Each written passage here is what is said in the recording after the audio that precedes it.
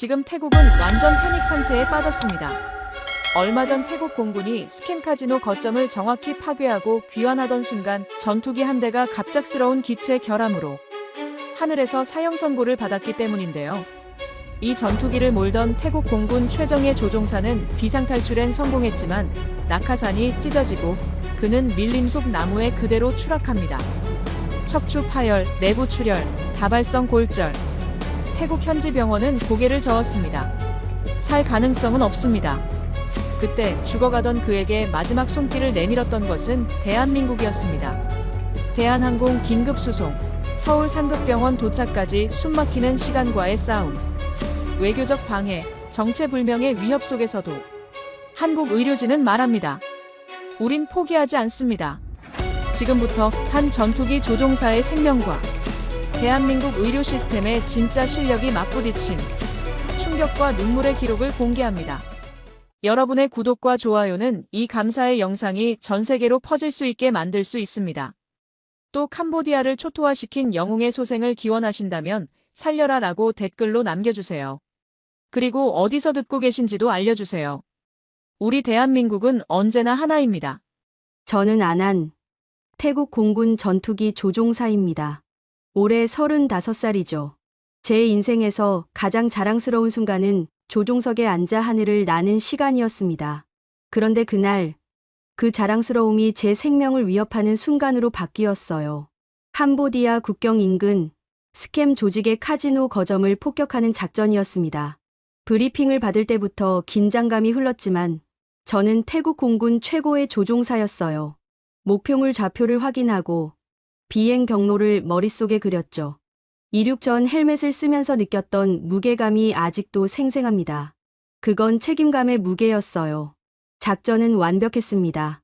목표물은 정확히 파괴됐고 저는 기지로 돌아가는 중이었어요. 조종석 안에서 안도의 한숨을 내쉬었죠. 하지만 그 순간 기체가 떨렸습니다. 처음엔 난기류라고 생각했어요. 그런데 경고음이 울리기 시작했습니다. 엔진 계기판의 빨간 불빛이 전멸했어요. 손에서 땀이 흘러내렸습니다. 조종관을 움켜쥐었지만 기체는 제 말을 듣지 않았습니다. 엔진 출력이 떨어지고 고도가 급격히 낮아졌어요. 무전으로 상황을 보고했지만 돌아온 건 잡음뿐이었죠. 창밖으로 보이는 밀림이 점점 가까워졌습니다. 심장이 터질 것 같았어요. 탈출해야 한다는 생각이 머릿속을 스쳤습니다. 하지만 탈출 버튼에 손을 올리는 순간 주저했어요. 이 전투기는 제 전부였거든요. 그래도 살아야 했습니다. 손가락에 힘을 주고 버티를 눌렀죠. 좌석이 폭발음과 함께 튕겨나갔습니다. 하늘이 빙글빙글 돌았어요. 귓속이 먹먹했고 차가운 바람이 얼굴을 때렸습니다. 낙하산이 펼쳐지길 기다렸지만 아무 일도 일어나지 않았어요. 손을 뻗어 낙하산 줄을 당겼지만 소용없었습니다. 그제야 알았죠. 낙하산이 고장 났다는 거요. 아래로 떨어지는 속도가 점점 빨라졌습니다. 밀림의 나무들이 눈앞으로 다가왔어요. 마지막 순간 저는 아버지 얼굴을 떠올렸습니다. 그리고 충격이 왔죠. 정신을 차렸을 때 전신에 통증이 몰려왔습니다. 나뭇가지가 제 몸을 뚫고 지나간 것 같았어요. 숨을 쉴 때마다 가슴이 찢어지는 것 같았죠. 다리는 움직이지 않았습니다.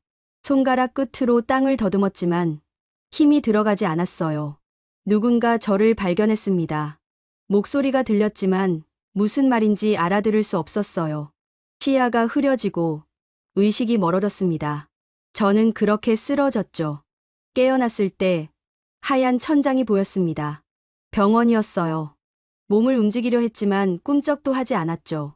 의사가 제 침대 옆에 섰습니다. 그의 표정이 심각했어요. 척추 손상, 내부 출혈, 다발성 골절이라는 말이 들렸습니다. 그리고 마지막 한마디가 귓가에 박혔죠. 더 할 수 있는 게 없습니다. 그 말을 듣는 순간 제 인생이 끝났다고 느꼈습니다. 하늘을 날던 남자가 이제 침대에서 일어나지도 못하는 몸이 됐다는 게 믿기지 않았어요. 눈물이 흘러내렸지만 닦을 힘도 없었습니다. 그때 병실 구석에서 누군가 다가왔습니다. 주태국 한국대사관 직원이었어요. 그는 조심스럽게 입을 열었습니다. 한국으로 가셔야 합니다. 한국이라는 단어가 귓속에 울렸습니다. 저는 그 나라에 대해 아는 게 별로 없었어요. 다만 그곳의 의료 수준이 뛰어나다는 얘기를 들은 적은 있었죠. 하지만 지금 제 상태로 비행기를 탄다는 건 말도 안 되는 일처럼 느껴졌습니다. 그런데 그는 단호하게 말했어요. 지금이 마지막 기회일 수 있습니다. 그 말을 듣는 순간 가슴 속에서 뭔가 꿈틀거렸습니다. 포기하고 싶지 않았어요. 다시 하늘을 날고 싶었습니다. 저는 고개를 끄덕였죠. 얼마 지나지 않아 대한항공이 움직이기 시작했습니다. 병원 복도에 의료 장비들이 들어왔고 한국에서 온 의료진이 제 상태를 점검했어요. 그들의 손놀림은 빠르고 정확했습니다. 제 몸에 각종 장비가 연결됐고 침대는 들것으로 옮겨졌죠. 공항으로 가는 길, 창밖 풍경이 흐릿하게 보였습니다. 태국의 하늘이 점점 멀어졌어요. 저는 의식을 잃었습니다. 그리고 한국행 비행기에 몸을 실었죠. 비행기 안에서 깨어났을 때 저는 제가 어디 있는지 몰랐습니다. 천장에 달린 조명이 흔들렸고 기계음이 귓가를 맴돌았어요. 몸에 연결된 선들이 느껴졌죠. 숨을 쉴 때마다 가슴이 조였습니다. 옆에서 누군가 제 손목을 잡았어요. 맥박을 재고 있었습니다. 한국 의료진이었죠. 그들의 표정이 심상치 않았어요. 서로 눈빛을 주고받더니 빠르게 움직이기 시작했습니다. 무슨 일인지 물어보고 싶었지만 입이 떨어지지 않았어요. 갑자기 기계에서 경고음이 울렸습니다. 산소 포화도 수치가 떨어지고 있다는 소리였죠. 제 시야가 흐려졌습니다. 숨이 막혔어요. 의료진이 제 주변으로 몰려들었고 손이 제 얼굴 위로 지나갔습니다. 산소 마스크가 씌워졌죠. 뇌압이 상승하고 있습니다. 누군가의 목소리가 들렸습니다. 차분했지만 긴박함이 묻어났어요. 저는 그 말이 무슨 뜻인지 알았습니다. 머릿속이 터질 것 같은 통증이 밀려왔거든요. 눈을 감았지만 어둠 속에서도 고통은 사라지지 않았어요. 시간이 얼마나 흘렀는지 모르겠습니다. 의식이 왔다 갔다 했어요. 깨어날 때마다 다른 얼굴들이 보였죠. 모두 저를 살리려고 애쓰고 있었습니다. 그들의 손길이 제 몸 위를 지나갔고 차가운 약물이 혈관 속으로 스며들었어요. 비행기가 착륙했습니다. 바퀴가 활주로에 닿는 충격이 온몸으로 전해졌어요. 문이 열리고 차가운 공기가 밀려들었습니다. 들것이 움직였고 저는 다시 이동하기 시작했죠. 사이렌 소리가 울렸습니다. 구급차였어요. 병원으로 가는 길, 창밖으로 낯선 도시가 보였습니다. 높은 건물들과 빠르게 지나가는 불빛들. 여기가 한국이구나, 라고 생각했어요. 하지만 그 생각은 오래가지 못했습니다. 다시 어둠이 찾아왔거든요. 눈을 떴을 때 형광등 불빛이 눈을 찔렀습니다. 병실이었어요. 아니, 응급실이었죠. 주변에 의료진이 둘러섰고 기계들이 쉴 새 없이 소리를 냈습니다. 누군가 제 눈꺼풀을 들어 올리고 손전등을 비췄어요. 동공 반응을 확인하는 거였습니다. 지금 수술하지 않으면 생존 확률은 10% 미만입니다.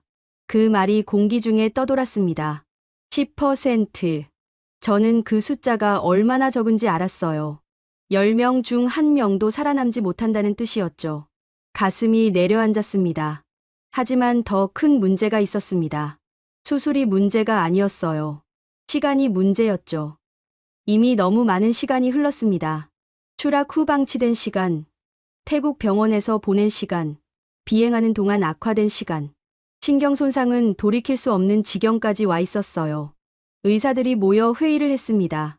저는 그들의 얼굴을 지켜봤어요. 누구도 쉽게 입을 열지 않았죠. 책임지기 두려운 상태였습니다. 실패할 가능성이 너무 높았거든요. 그때 한 의사가 말했습니다. 해봅시다. 아직 끝난 게 아닙니다. 그 목소리에는 확신이 담겨 있었어요. 다른 의사들이 그를 바라봤습니다. 잠시 침묵이 흘렀죠.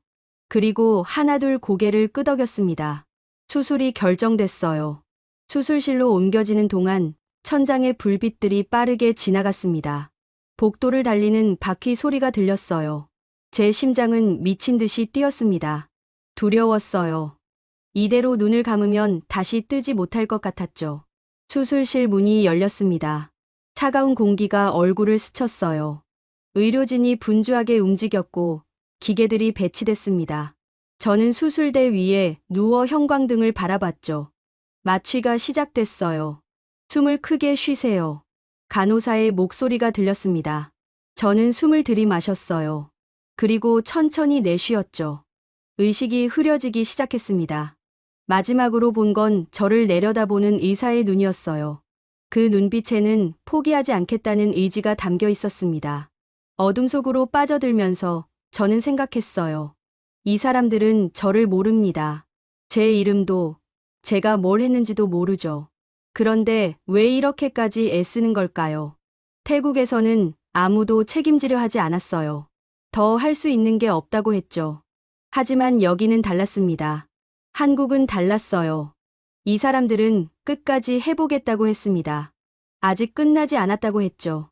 그 말이 제 마음 한구석을 건드렸습니다. 수술이 얼마나 걸렸는지 모릅니다. 시간 감각이 사라졌어요. 다만 깨어났을 때 목이 타들어갔고 온몸이 무거웠습니다. 눈을 뜨려 했지만 눈꺼풀이 납덩이처럼 무거웠어요. 누군가 제 손을 잡았습니다. 따뜻했어요. 그 온기가 제 팔을 타고 올라왔죠. 저는 간신히 눈을 떴습니다.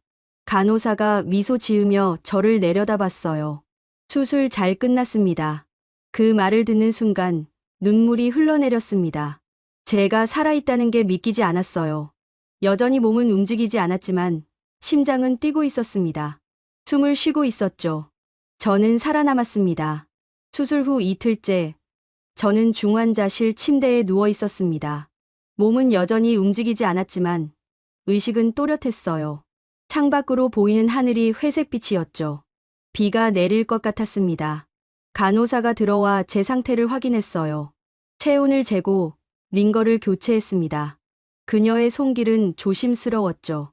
제가 깨지기 쉬운 일이 같다는 걸 아는 것처럼요. 저는 그녀에게 고맙다고 말하고 싶었지만 목소리가 나오지 않았어요.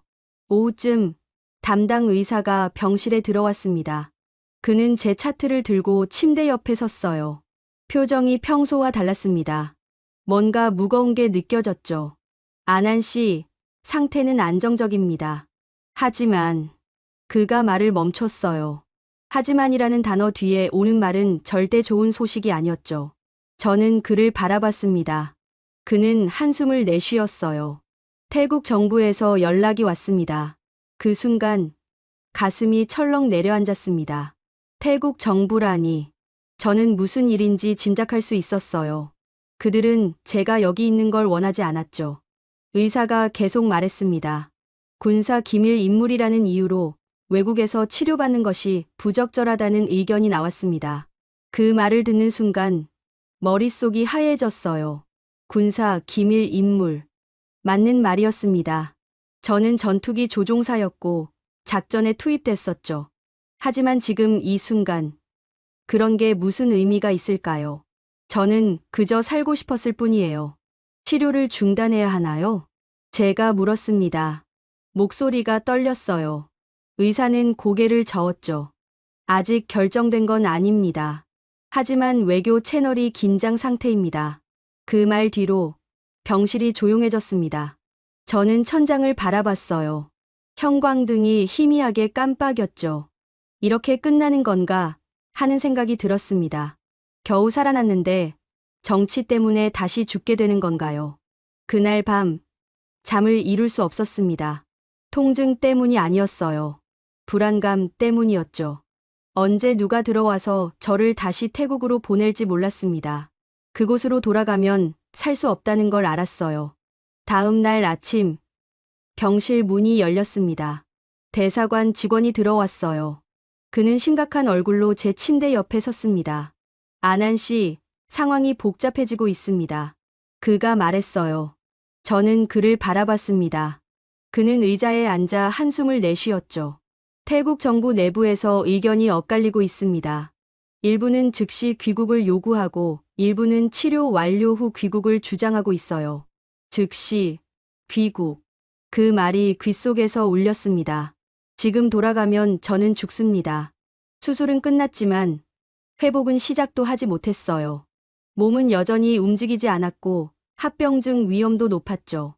한국 정부는 어떻게 생각하나요? 제가 물었습니다. 대사관 직원은 잠시 망설였어요. 그리고 조심스럽게 입을 열었죠. 한국 측은 치료 지속을 원합니다. 하지만 외교적 부담이 크죠. 외교적 부담. 저 때문에 두 나라 사이에 문제가 생긴다는 뜻이었습니다. 가슴이 무거워졌어요. 제가 누군가에게 짐이 되고 있다는 생각이 들었죠. 죄송합니다. 제가 말했습니다. 대사관 직원이 고개를 저었어요. 아니에요.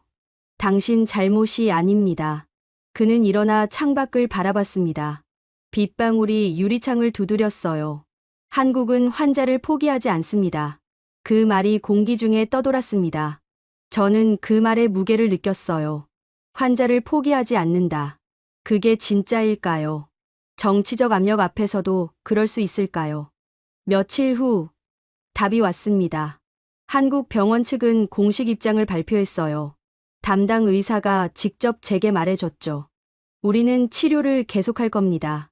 그 말을 듣는 순간 눈물이 쏟아졌습니다. 의사는 제 어깨에 손을 올렸어요. 지금 이 남자는 군인이 아니라 환자입니다. 그 문장이 제 가슴을 뚫고 들어왔습니다. 군인이 아니라 환자. 저는 제 정체성에 대해 생각해 본 적이 없었어요. 항상 군인이었죠. 조종사였고 전사였습니다. 하지만 지금 이 순간 저는 그저 살고 싶은 사람일 뿐이었어요. 왜 이렇게까지 해주시나요? 제가 물었습니다. 의사는 잠시 침묵했어요. 그리고 조용히 말했죠. 그게 옳은 일이니까요. 옳은 일. 그 간단한 대답이 모든 걸 설명해줬습니다. 이익도 정치도 아니었어요. 그저 옳은 일이었죠. 사람을 살리는 게 옳은 일이었습니다. 한국 정부도 움직였습니다. 외교 채널을 통해 태국 측과 협상했어요. 치료가 완료될 때까지 한국에 머물 수 있도록 허락받았죠. 그 과정이 쉽지 않았다는 걸 나중에 알았습니다. 많은 사람들이 저를 위해 싸워줬어요. 병실로 돌아온 밤, 저는 창밖을 바라봤습니다. 비는 그쳤고 도시의 불빛들이 반짝였어요. 낯선 나라였지만 이상하게 안심이 됐습니다. 여기선 제가 보호받고 있다는 느낌이 들었죠. 간호사가 들어와 저녁 약을 챙겨줬어요. 그녀는 항상 웃었습니다. 저는 그 미소가 좋았어요. 약을 삼키고 나서 그녀에게 물었죠. 한국 사람들은 왜 이렇게 친절한가요? 그녀가 웃으며 대답했습니다. 우리는 그냥 사람을 사람으로 대할 뿐이에요. 사람을 사람으로. 그 말이 오래 남았습니다. 국적도 신분도 중요하지 않았어요. 그저 아픈 사람이 있고 그를 돌보는 사람이 있을 뿐이었죠. 그날 밤 저는 처음으로 편히 잠들 수 있었습니다. 두려움이 사라졌어요. 이제 저는 알았습니다. 이곳에서는 제가 버려지지 않을 거라는 거요. 회복이 시작되고 일주일쯤 지났을 때였습니다. 저는 조금씩 기력을 되찾고 있었어요. 여전히 몸은 제대로 움직이지 않았지만 의식은 또렷했죠. 하루에 한 번씩 재활치료사가 와서 제 팔다리를 움직여줬습니다. 통증이 심했지만 참았어요. 그날 오후 이상한 일이 벌어졌습니다. 간호사가 제 병실 문을 확인하더니 잠시 복도를 살폈어요. 평소와 다른 행동이었죠. 저는 그녀에게 물었습니다. 무슨 일 있나요? 그녀는 웃으며 고개를 저었어요. 하지만 그 웃음이 자연스럽지 않았습니다. 뭔가 숨기고 있다는 게 느껴졌죠. 제 가슴이 두근거리기 시작했어요. 저녁 무렵 담당 의사가 들어왔습니다. 그는 평소처럼 차트를 확인했어요. 하지만 시선이 자꾸 문 쪽으로 향했죠. 저는 참지 못하고 물었습니다. 무슨 일이 있는 건가요? 의사가 차트를 내려놓고 제 눈을 마주봤어요. 그는 한숨을 내쉬었습니다. 병원 주변에 수상한 사람들이 나타났습니다. 그 말을 듣는 순간 등골이 서늘해졌어요. 수상한 사람들. 저는 즉시 알았습니다. 누구인지요? 캄보디아 쪽인가요? 제가 물었습니다. 의사는 고개를 끄덕였어요. 가능성이 높습니다. 당신이 폭격한 스캠 조직과 연계된 것으로 보입니다. 가슴이 철렁 내려앉았습니다. 작전은 성공했지만 그들은 저를 잊지 않았던 거예요. 조종사의 신원이 노출됐다는 뜻이었죠. 저는 그들에게 상징적인 인물이었습니다. 복수의 대상이었어요. 위험한가요? 제가 물었습니다. 의사는 잠시 망설였어요. 그리고 솔직하게 말했죠. 모릅니다. 하지만 대비는 하고 있습니다. 그날 밤부터 병원이 달라졌습니다. 복도에 경비원이 배치됐어요. 중환자실 출입구에도 사람이 섰죠. 제 병실 문 앞에는 항상 누군가 있었습니다. 간호사들도 신분증을 다시 확인받았어요. 처음엔 안심이 됐습니다. 보호받고 있다는 느낌이 들었죠. 하지만 시간이 지나면서 불안감이 커졌어요. 이 모든 조치가 필요하다는 건 위협이 진짜라는 뜻이었으니까요. 이틀 뒤, 제 병실이 옮겨졌습니다. 갑작스러운 결정이었어요. 간호사들이 들어와 제 침대를 움직였죠. 복도를 지나면서 저는 주변을 살폈습니다. 평소보다 경비원이 많았어요. 새 병실은 더 안쪽에 있었습니다. 창문도 작았죠. 밖이 잘 보이지 않았어요. 담당 의사가 들어와 설명했습니다. 더 안전한 곳입니다. 그 말이 오히려 두려움을 키웠어요. 얼마나 위험하길래 이렇게까지 하는 걸까요? 저는 침대에 누워 천장을 바라봤습니다. 숨소리만 들렸죠. 며칠이 지났습니다. 병원 밖에서 무슨 일이 벌어지는지 알 수 없었어요. 간호사들은 아무 말도 하지 않았고 의사도 상황에 대해 언급하지 않았죠. 그저 치료만 계속됐습니다. 어느 날 밤, 복도에서 소란이 들렸습니다. 목소리가 높아졌고 발소리가 빨라졌어요. 저는 침대에서 움직일 수 없었죠. 그저 귀를 기울일 뿐이었습니다. 누군가 제 병실 문을 두드렸어요. 심장이 멈출 것 같았습니다. 문이 열리고 경비원이 들어왔죠. 그는 제 병실을 확인하고 나갔어요. 아무 말도 하지 않았습니다. 다음 날 아침, 담당 의사가 다시 왔습니다. 이번엔 다른 사람들도 함께였어요. 병원 보안팀과 경찰이었죠. 그들은 제 침대 주변에 섰습니다. 안한 씨, 걱정하지 마십시오. 의사가 말했어요. 여긴 한국입니다. 환자는 우리가 지킵니다. 그 말을 듣는 순간 뭔가 뜨거운 게 가슴 속에서 올라왔습니다. 여긴 한국이다. 그 말이 제게 큰 의미로 다가왔어요. 저는 태국 사람이었지만 이곳에선 보호받고 있었죠. 국적이 중요하지 않았습니다. 아픈 사람을 지키는 게 당연한 일이었어요. 경찰이 설명했습니다. 병원 주변을 배회하던 인물들이 확인됐고 그들은 이미 출국했다고 했어요. 더 이상의 위협은 없다고 했죠. 하지만 보안은 계속 유지할 거라고 했습니다. 저는 안도의 한숨을 내쉬었어요. 긴장이 풀리면서 온몸에 힘이 빠졌습니다. 의사가 제 손을 잡았죠. 이제 치료에만 집중하세요. 그 말이 고마웠어요. 저는 고개를 끄덕였습니다. 눈물이 났지만 참았죠. 그날 오후 대사관 직원이 찾아왔습니다. 그는 제게 상황을 자세히 설명해 줬어요. 한국 정부가 적극적으로 개입했고 외교적 압력을 넣었다고 했죠. 태국 정부도 협조했고 캄보디아 쪽과도 조율했다고 했습니다. 많은 사람들이 당신을 지키기 위해 움직였습니다. 그가 말했어요. 저는 그저 고개를 숙일 수밖에 없었습니다. 이렇게까지 해줄 이유가 있을까요? 저는 그저 한 명의 환자일 뿐인데요. 왜 이렇게까지? 제가 말을 꺼냈지만 끝맺지 못했어요. 목이 메었죠. 대사관 직원이 미소 지었습니다. 생명은 소중하니까요. 그 간단한 대답이 모든 걸 말해줬습니다. 생명은 소중하다. 국적도 신분도 아니었어요. 그저 생명 자체가 중요했죠. 그날 밤 저는 오랜만에 깊이 잠들었습니다. 두려움이 사라졌어요. 이제 저는 알았습니다. 이곳에서는 제가 혼자가 아니라는 걸요. 많은 사람들이 저를 지켜주고 있다는 걸요. 창밖으로 도시의 불빛이 반짝였습니다. 낯선 나라의 낯선 하늘이었지만 이상하게 포근했어요. 여기가 제게 두 번째 집이 될 줄은 몰랐습니다. 다음 날 저는 혼수 상태에서 완전히 깨어났습니다. 눈을 뜨는 게 이렇게 힘든 일인지 처음 알았어요. 눈꺼풀이 바위처럼 무겁게 느껴졌죠. 천장의 형광등이 흐릿하게 보였습니다. 의사가 제 눈동자 반응을 확인했어요. 손전등 빛이 눈을 찔렀습니다. 저는 인상을 찌푸렸죠. 의사가 만족스러운 표정을 지었어요. 좋아지고 있습니다. 그 말을 듣고 나서야 제가 얼마나 위험한 상태였는지 깨달았습니다. 좋아지고 있다는 건 죽을 뻔했다는 뜻이니까요. 간호사가 제 팔에 링거를 교체했어요. 차가운 액체가 혈관을 타고 흐르는 게 느껴졌습니다. 저는 손가락을 움직여보려 했지만 꿈쩍도 하지 않았어요. 다리도 마찬가지였죠. 몸이 제 것이 아닌 것 같았습니다. 그날 밤 잠이 오지 않았어요. 통증 때문이 아니었습니다. 생각이 너무 많았죠. 이대로 평생 누워 지내야 하는 건가? 다시는 걷지 못하는 건가? 하늘을 날 수 없는 건가? 그 생각을 하다 보니 문득 아버지가 떠올랐습니다. 오랜만이었어요. 아버지를 생각한 게요. 저는 고개를 돌려 창밖을 바라봤습니다. 어둠 속에서 희미한 불빛들이 보였죠.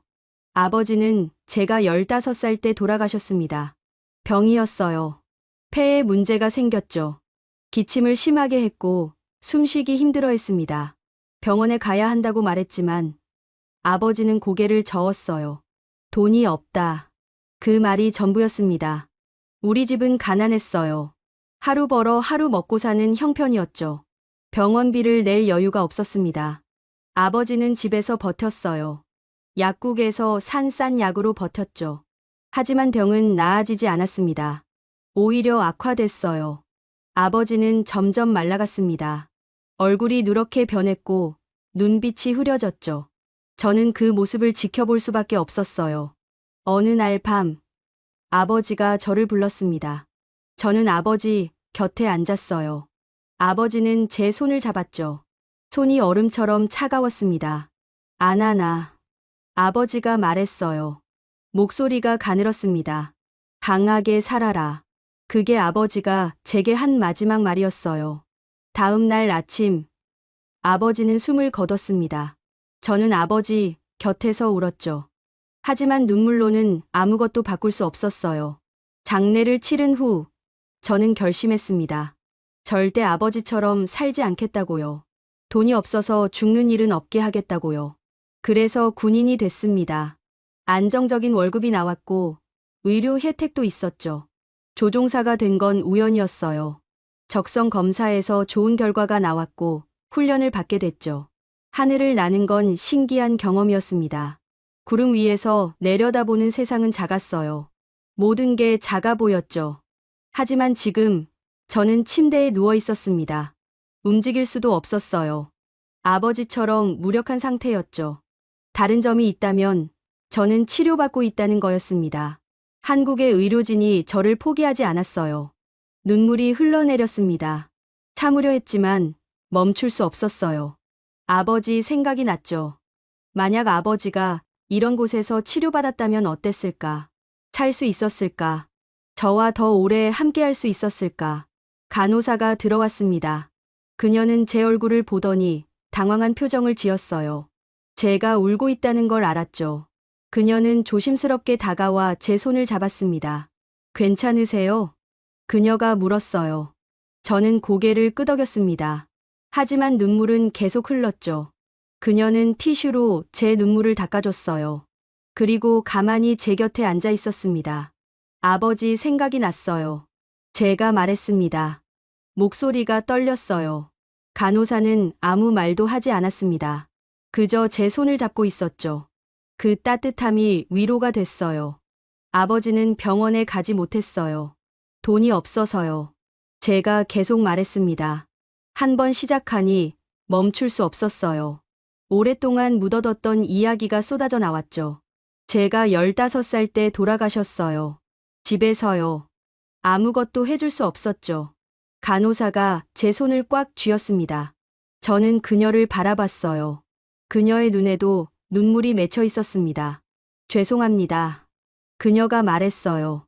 저는 고개를 저었죠. 아니에요. 여러분 잘못이 아니에요. 오히려 감사합니다. 그 말을 하는 순간 가슴이 뭉클해졌습니다. 정말로 감사했어요. 이 사람들은 저를 포기하지 않았습니다. 돈이 없어서, 국적이 달라서 내쫓지 않았죠.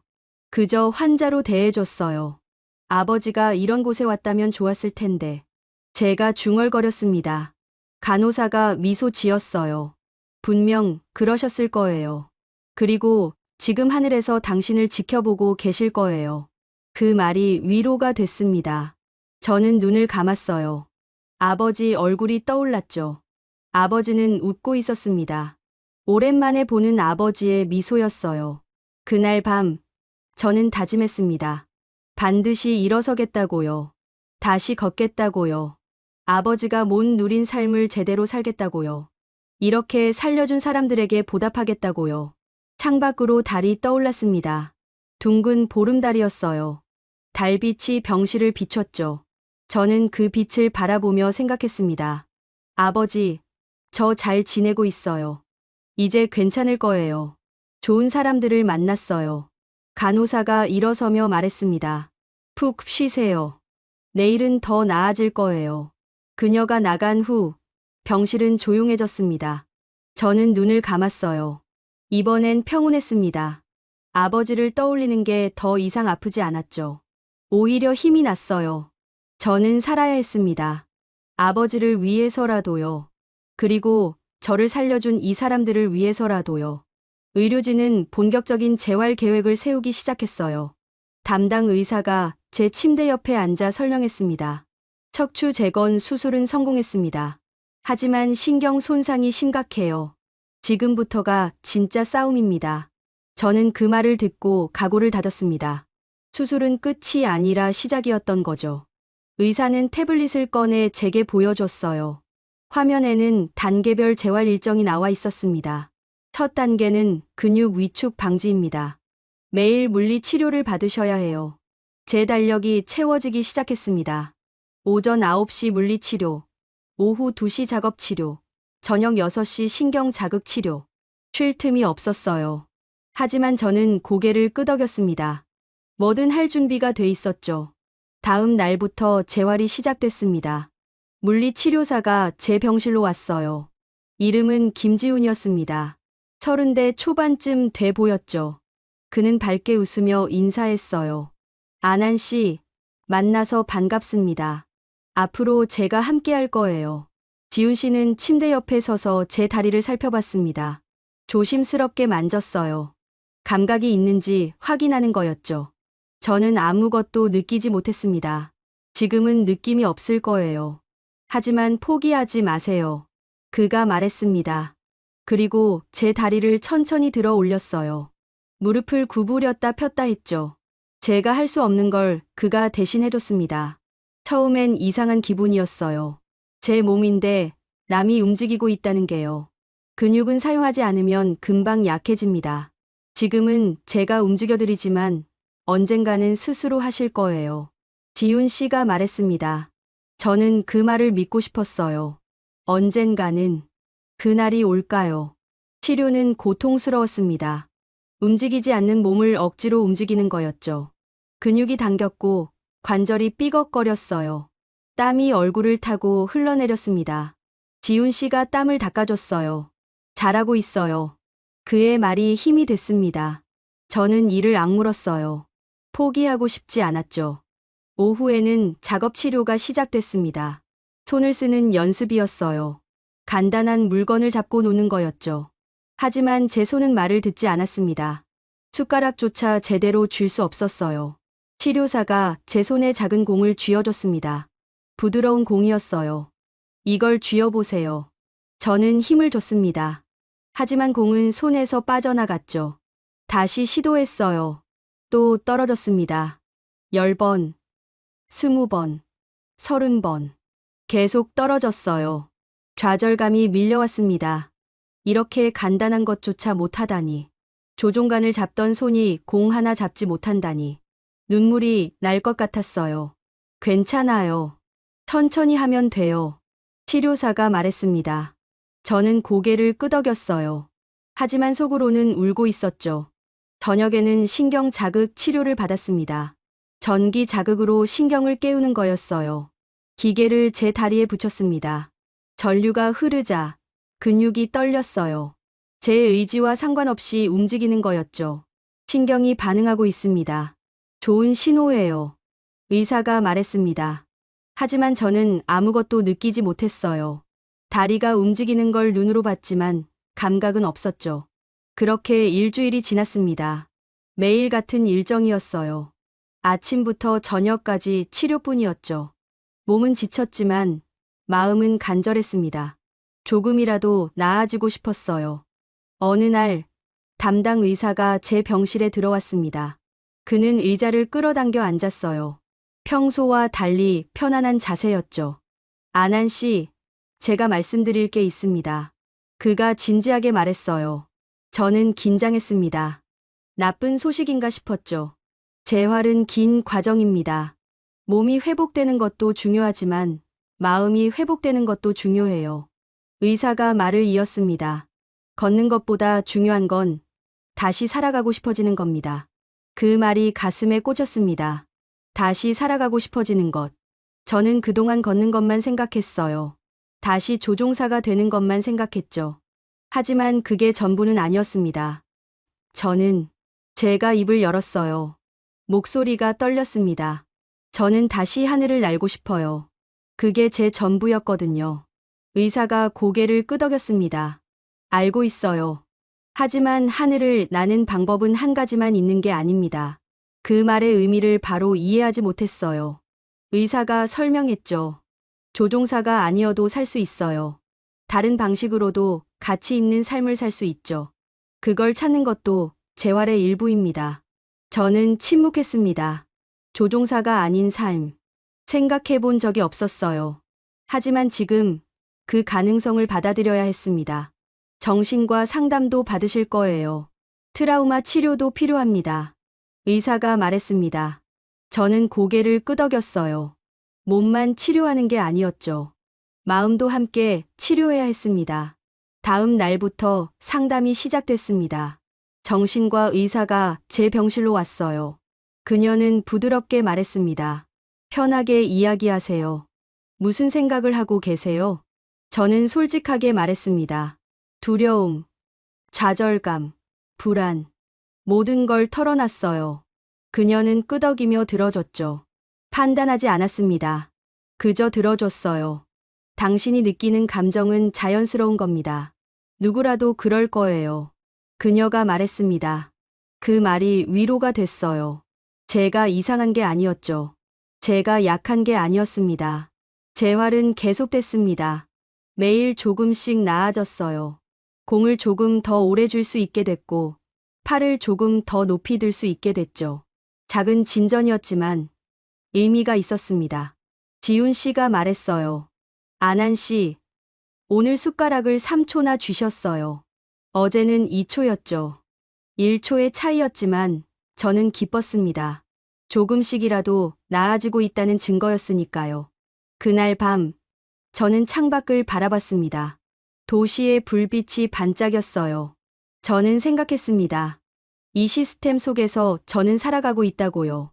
의사, 간호사, 치료사, 상담사.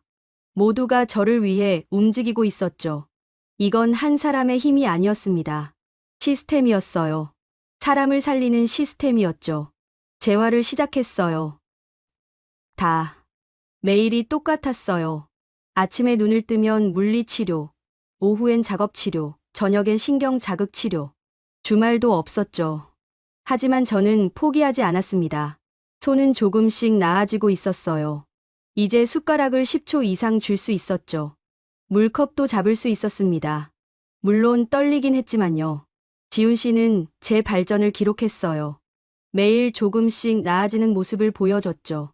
하지만 다리는 여전히 움직이지 않았습니다. 감각도 없었어요. 의사들은 인내심을 가지라고 했죠. 신경 회복은 시간이 걸린다고 했습니다. 하지만 기다리는 건 힘들었어요. 어느 날 오전, 지훈 씨가 평소보다 일찍 왔습니다. 그는 뭔가 다른 장비를 가져왔어요. 오늘은 특별한 치료를 해볼 거예요. 그가 말했습니다. 새로운 신경 자극 장치였어요. 더 정밀하게 자극을 줄 수 있다고 했죠. 저는 기대 반 걱정 반으로 지켜봤습니다. 지훈 씨가 제 다리에 전극을 붙였어요. 평소보다 더 많은 지점에 붙였죠. 그리고 기계를 작동시켰습니다. 전류가 흐르기 시작했어요. 처음엔 아무것도 느끼지 못했습니다. 늘 그랬듯이요. 근육이 떨리는 게 보였지만 감각은 없었어요. 지훈 씨가 강도를 높였습니다. 여전히 아무것도 느껴지지 않았죠. 그때였습니다. 발끝에서 뭔가가 느껴졌어요. 아주 미세한 감각이었죠. 마치 깃털이 스치는 것 같았습니다. 저는 숨을 멈췄어요. 착각인가 싶었죠. 잠깐만요.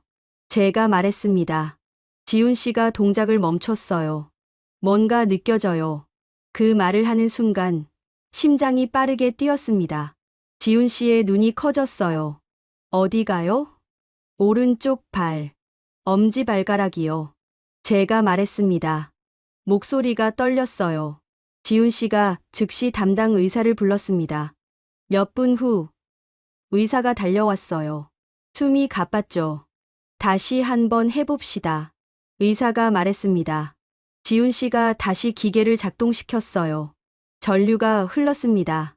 그리고 다시 느껴졌어요. 이번엔 더 선명했죠. 느껴집니다. 제가 말했습니다. 의사가 제 발을 만졌어요. 이게 느껴지나요? 네, 느껴져요. 눈물이 났습니다. 2달 만에 처음 느끼는 감각이었어요. 아주 작은 감각이었지만 저에게는 기적이었죠. 의사가 말했습니다. 이제 스스로 움직여 보세요. 저는 발가락에 집중했습니다. 움직여 라고 마음속으로 되뇌었어요. 발가락아, 제발 움직여. 온 신경을 발끝에 모았죠. 처음엔 아무 일도 일어나지 않았습니다. 발가락은 꿈쩍도 하지 않았어요. 저는 계속 시도했습니다. 포기하지 않았죠. 그리고 발가락이 미세하게 움직였습니다. 정말 미세한 움직임이었어요. 1mm도 안 됐죠. 하지만 분명히 움직였습니다. 제 의지로요. 병실이 조용해졌습니다. 의사와 지훈 씨가 서로를 바라봤어요. 아무도 말하지 않았죠. 그들의 눈에 눈물이 맺혔습니다. 다시 한번 해보세요. 의사가 조심스럽게 말했습니다. 저는 다시 집중했어요. 이번엔 조금 더 쉬웠습니다. 발가락이 움직였어요. 조금 더 크게요. 움직였어요. 제가 말했습니다. 목소리가 갈라졌어요. 눈물이 뺨을 타고 흘러내렸죠. 지훈 씨가 제 어깨를 잡았습니다. 그의 손이 떨리고 있었어요. 의사가 심호흡을 했습니다. 그리고 차분하게 말했죠. 기적이 아닙니다. 그가 저를 바라봤어요. 시스템과 사람의 결과입니다. 그 말이 가슴에 와닿았습니다. 기적이 아니라고요. 맞았어요. 이건 우연이 아니었죠. 수많은 사람들의 노력이었습니다.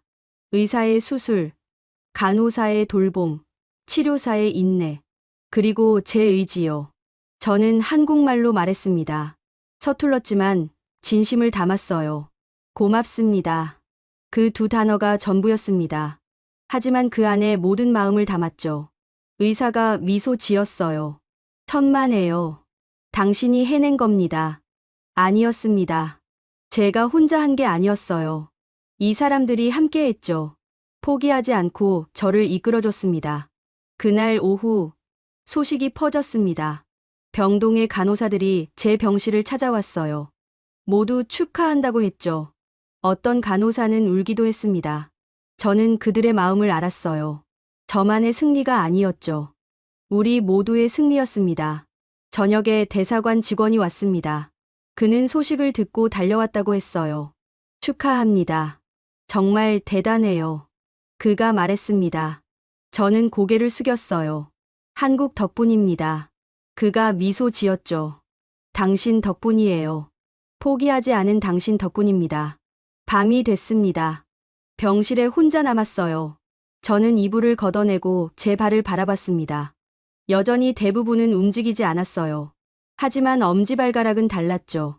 그 작은 발가락이 제게 희망을 줬습니다. 저는 다시 시도했습니다. 발가락을 움직이려고요. 천천히, 조심스럽게. 발가락이 움직였어요. 조금씩이었지만 분명히 움직였습니다. 창밖으로 별이 보였습니다. 오랜만에 보는 별이었어요. 저는 별을 바라보며 생각했습니다. 아버지, 보고 계세요? 저 움직였어요. 발가락 하나지만 시작이에요. 눈물이 또 흘렀습니다. 하지만 이번엔 슬픔이 아니었어요. 기쁨이었죠. 감사함이었습니다. 살아있다는 것에 대한 감사였어요. 지훈 씨가 말했던 게 떠올랐습니다. 언젠가는 스스로 할 거라고요. 그날이 왔습니다. 아직 멀었지만 시작은 했어요. 그리고 저는 알았습니다.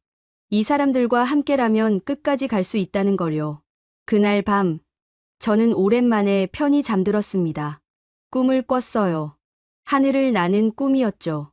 하지만 조종석이 아니었습니다. 그냥 날개를 펼치고 날았어요. 자유로웠습니다. 행복했죠. 2주 후 발가락이 움직인 후 모든 게 달라졌습니다. 재활은 계속됐습니다. 이제 저는 평행봉을 잡고 서는 연습을 했어요. 처음 섰을 때 다리가 후들거렸죠. 온몸이 떨렸습니다. 지훈 씨와 다른 치료사가 양옆에서 저를 잡아줬어요. 천천히요. 급하게 하지 마세요. 지훈 씨가 말했습니다. 저는 고개를 끄덕였어요. 평행봉을 꽉 쥐고 버텼죠.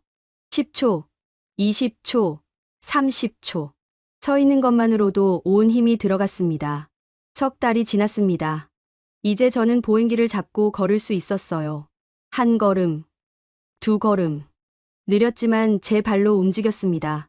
간호사들이 복도에서 박수를 쳐줬어요. 저는 울먹였죠. 어느 날 의사가 제게 말했습니다. 곧 휠체어로 밖에 나갈 수 있을 거예요. 밖. 그 단어가 새롭게 들렸어요. 병원 밖을 나가본 지 너무 오래됐죠. 저는 고개를 끄덕였습니다. 기대됐어요. 일주일 후 간호사가 휠체어를 가져왔습니다. 저를 휠체어에 앉혔어요. 오랜만에 침대를 벗어나는 거였죠. 복도를 지나 엘리베이터를 탔습니다. 1층으로 내려갔어요. 문이 열리자 햇살이 쏟아져 들어왔습니다. 따뜻했어요. 바람이 얼굴을 스쳤죠. 신선한 공기가 폐를 채웠습니다.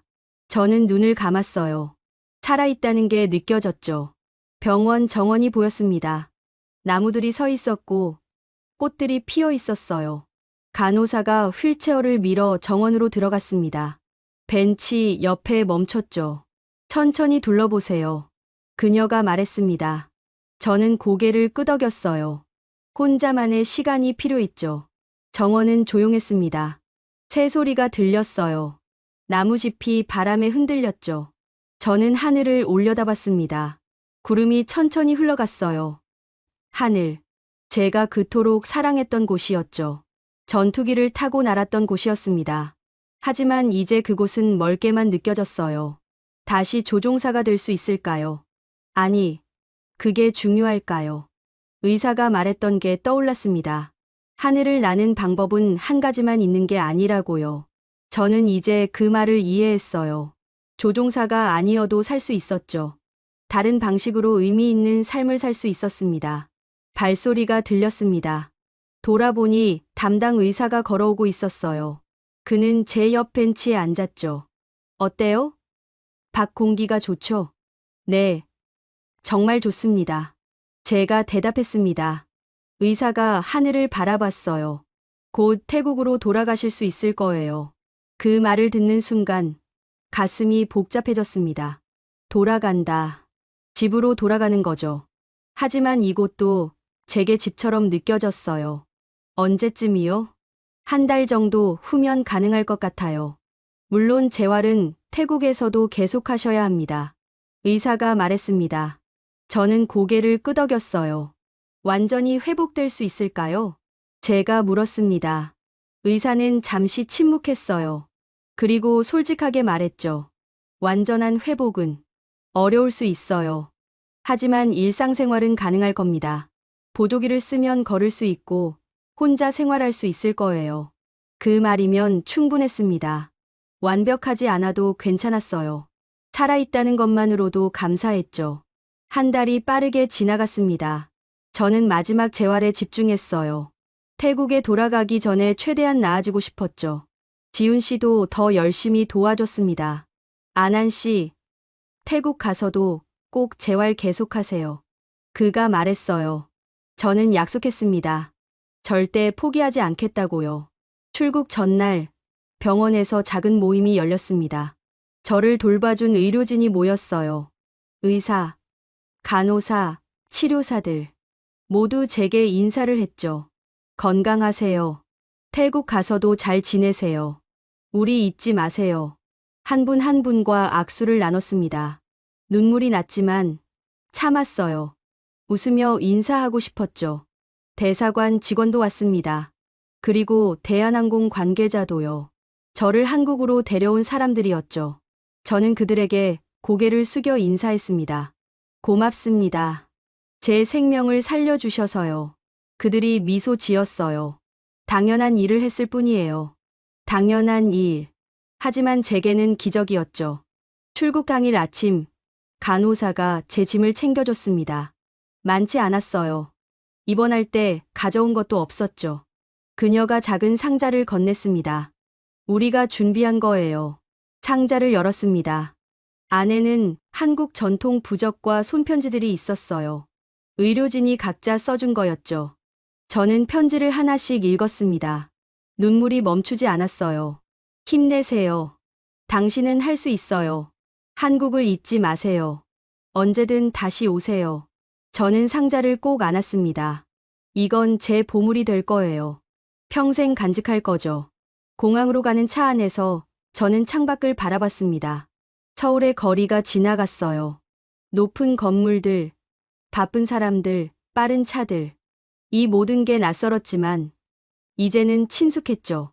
비행기에 올랐습니다. 휠체어로 탑승했어요. 승무원이 저를 좌석에 앉혔죠. 창밖으로 활주로가 보였습니다. 곧 이륙할 거예요. 비행기가 움직이기 시작했습니다. 속도가 빨라졌어요. 그리고 떴죠. 바퀴가 땅에서 떨어지는 순간 제 마음도 함께 떴습니다. 창밖으로 서울이 점점 작아졌어요. 도시가, 건물이, 사람들이 작아졌죠. 하지만 제 마음속에서는 더 커졌습니다. 한국은 제 생명을 살린 나라였어요. 구름 위로 올라갔습니다. 하늘은 푸르렀어요. 태양이 빛났죠. 저는 하늘을 바라보며 생각했습니다. 이제 제가 지켜야 할 것은 적이 아니라 생명이라고요. 조종사로 하늘을 날았을 때 저는 파괴하러 갔었어요. 하지만 이제 알았습니다. 진짜 용기는 살리는 거라는 거요. 한국 사람들이 그걸 보여줬죠. 눈을 감았습니다. 피곤했어요. 하지만 편안했죠. 이제 집으로 가는 거니까요. 새로운 삶으로 가는 거니까요. 잠들기 전 마지막으로 생각했습니다. 한국은 제 생명을 살린 나라입니다. 언젠가 꼭 다시 올 거예요. 그때는 제 발로 걸어서요. 그리고 말할 거예요. 고맙다고, 잊지 않았다고.